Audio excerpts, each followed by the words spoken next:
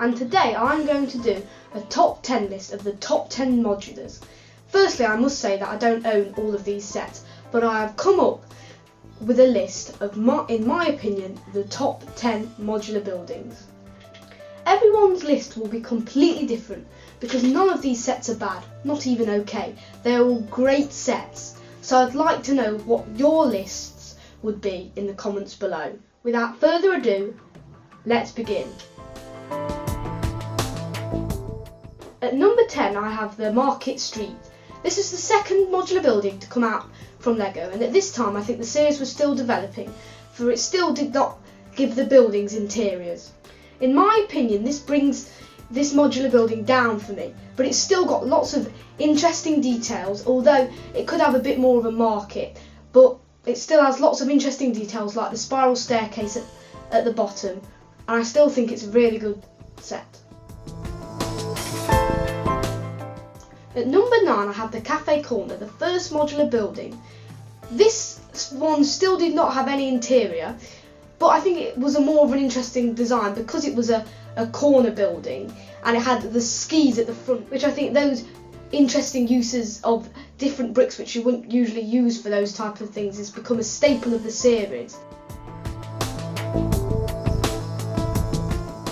At number 8 I have the Grand Emporium. Now this may be a bit of a surprise, but for my opinion I think the Grand Emporium, because it's supposed to be a big shop, is too bare inside. It still has some interesting features on the outside, but I think because now in the series they were giving the modular buildings interiors, the shopping centre really need a bit more of a more detailed interior with maybe tile floors instead of just a bare floor and only a couple of things for people to buy in it. At number 7 I have the Town Hall. This also may come as a surprise, for it's a very important building to have it in any town layout. But I think, except for the skylight, which is amazing, and maybe the date on the front and the two big front doors, I think the rest of it just feels a bit bland. This is probably because it is just so massive. And I think the inside also feels a tiny bit bland, but it's not quite as bad as the Grand Emporium because it is a town hall which would feel a little bit more spacious and empty than a big shopping centre.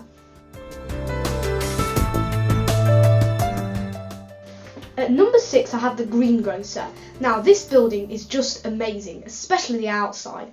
It may not have any certain techniques that just make you scratch your head, but I think it's just so well done. For the third modular building in the series, they've given it a first floor, but unfortunately the two upper floors are still left a bit bland. At number 5 I have the Palace Cinema. Wow, this one is so different with clear Asian influence. The whole outside is just really incredible to me. Although I do think the car and maybe the first floor do let it down a little bit, but I still think it's a really amazing set.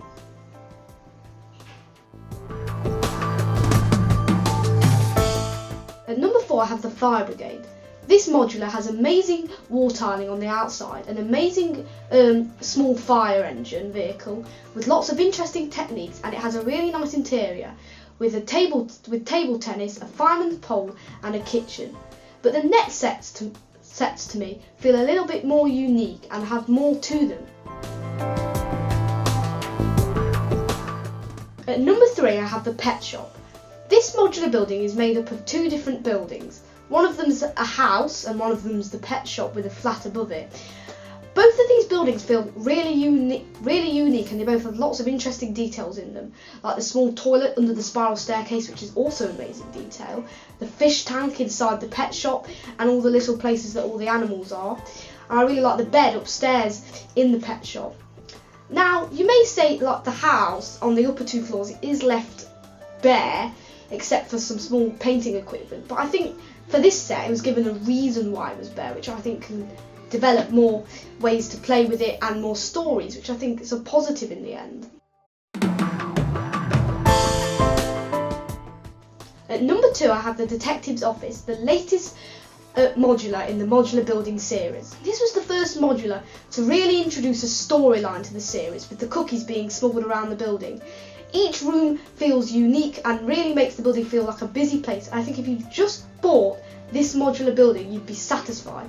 You'd have enough ways to play with it, and I think it'd be really fun for you. Although, maybe some of the upper floors could have used some more interesting texture on the outside instead of just using the Lego bricks. At number 1, by process of elimination, it has to be the Parisian restaurant. This set is the whole package for me. The exterior is new and different designs with loads of cool techniques. And from the restaurant to the apartment to the artist studio, the modular is highly detailed inside, and all the different rooms feel new and don't seem like something we've had before.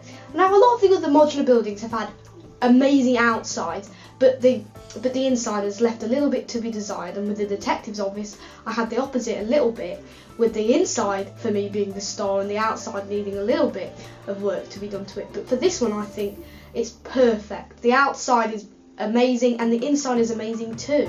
So, did you agree with my list? Well, probably not, because I think everyone's list will be completely different because of all these sets are so amazing. So, I'd like to thank you for listening to my opinions on these sets, and I hope you leave yours in the comments below as well. And finally, I'd like to thank you for watching, and goodbye.